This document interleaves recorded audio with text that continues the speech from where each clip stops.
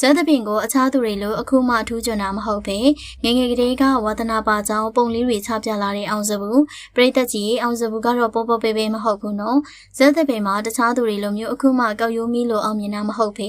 အငယ်လေးကလေးကသပင်ကိုယူသွတ်တဲ့သူပေါ့၃နှစ်သားအရွယ်ကနေကျောင်းနေအရွယ်ထိအကတွေမှာဆူရရှိခဲ့ပြီးတော့တမှုထူးခြားတဲ့သူလေးပါနော်မိဘနှစ်ဦးကလည်းအောင်စဘူးလေးငငယ်ကလေးကသူဖြစ်ချင်တဲ့သပင်ပညာကိုပံ့ပိုးပေးခဲ့တာတွေ့ရပါတယ်။ဇက်သပင်မျိုးရိုးမရှိပဲအခုလိုမျိုးထွန်းတောက်တဲ့အထိအောင်မြင်တာက